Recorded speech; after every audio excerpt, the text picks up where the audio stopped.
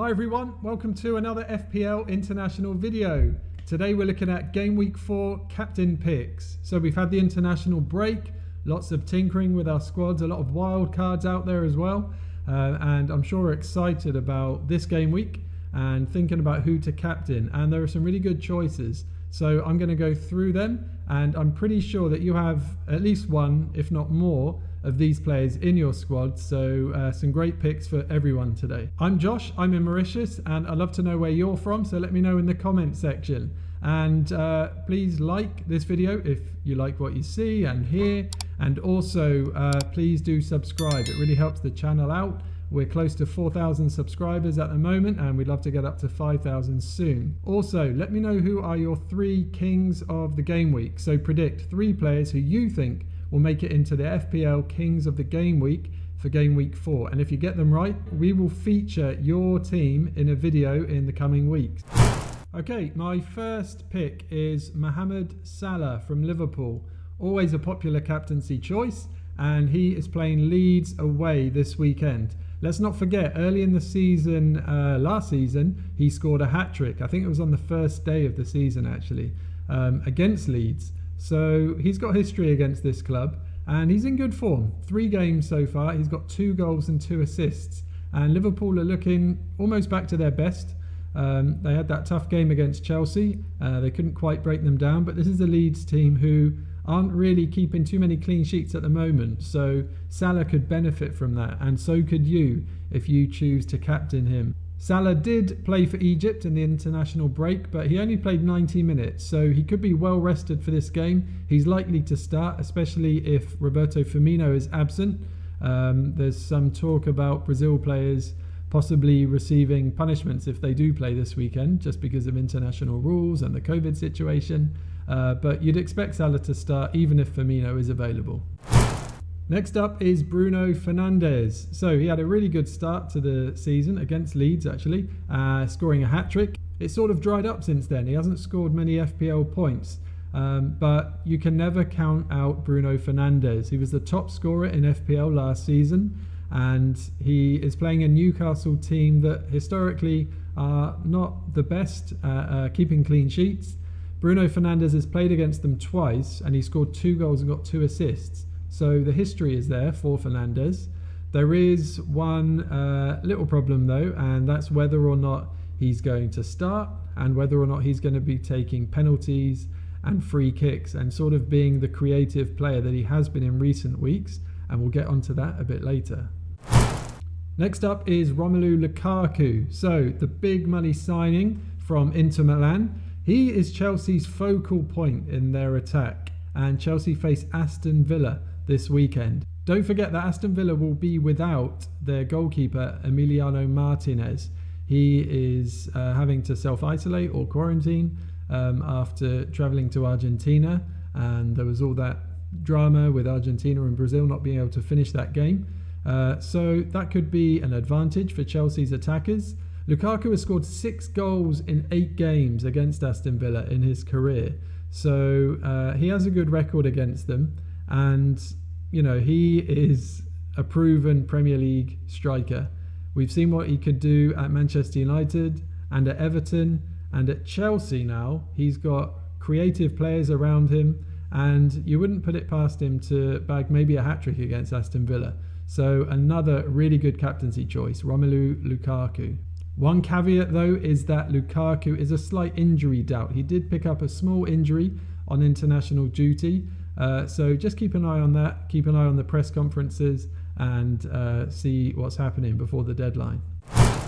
Next up is Michail Antonio for West Ham. West Ham face Southampton away, and Antonio knows this ground well. He was on loan at Southampton a long time ago, and he's played at this ground, so it might feel like home to him. He has an unbelievable record this season. 3 games played, 4 goals and 4 assists. And that's the sort of form you want your captain to be in, going into a potentially easy game for West Ham. They're scoring lots of goals, and Antonio is up there in attack, being involved in those. And he's on penalties as well, it seems. So the omens look good for the West Ham striker. West Ham are not keeping clean sheets. They're conceding goals, but that doesn't matter with Antonio. You don't have to worry about clean sheets. Even as a midfielder, you might want that extra clean sheet point. That would come in nicely. But Antonio's a striker, so it's not going to make a difference to him. So even if West Ham are drawing games 3-3 like they were last season, that's good for a player like Antonio. They're getting on the score sheet and he's likely to be involved. Antonio is owned by 50% of managers, and there's a reason for that. He's on red hot form and he could be a really sensible captain choice this weekend. A player who's sort of gone under the radar, but we were talking about him as a captaincy choice almost every game week last season, is Harry Kane. So Kane faces Crystal Palace away in a Spurs team that have won all their games this season. So they're in good form, not necessarily scoring a lot of goals. I think all their games so far have ended in a 1-0 win. But Kane's settling back into this team after the transfer saga over the close season. So yeah, he could be a bit more settled. He's been scoring in Europe as well, so that's good for him. And he has actually got 5 goals and 1 assist in 7 appearances away at Selhurst Park against Crystal Palace. So another player who's got a decent history in these fixtures that are coming up this weekend. Son is obviously probably Kane's favourite teammate. They really combine well, especially last season. We saw that so much. But Son is also a slight injury doubt. So if he's not playing, it could affect Kane's performance. We're yet to really see Kane play a lot of games without Son. But, you know, there are others who could step up and be that creative spark and be assisting Kane for those goals. So Kane could be a really good differential pick as your captain this week. Okay, the player you were waiting to hear about is Cristiano Ronaldo. First time we're talking about him in FPL for a number of years. He's back and he's actually got a good record against Newcastle, who he faces this weekend. 5 goals in 5 games. Let's talk about this. Ronaldo, maybe the best player in the world. A lot of people talking about captaining him, and you know, some people are being sensible. They're thinking, you know, he's maybe not match fit. He's not ready to play in this Manchester United team. He's not, you know, comfortable with the system that Solskjaer's playing, possibly. You know, he could come on as a sub like Messi did in his debut for PSG, something like that. But this is Fantasy Premier League, and this is your chance to have Ronaldo in your team as your captain. You know, it's supposed to be a bit of fun. I know there are people who take it seriously as well. But yeah, there's also the risk factor here. So Ronaldo could be on the bench possibly, or might not even play. And I think if he doesn't play, then that's better because your vice captain will come in, whoever that is. But if he comes off the bench, who knows? He could score goals. He could get a lot of points still. But this is Fantasy Premier League, so just enjoy the fact that you've got Ronaldo in your team. Maybe take that risk, put him as your captain, and you could really be enjoying a lot of FPL points from that decision.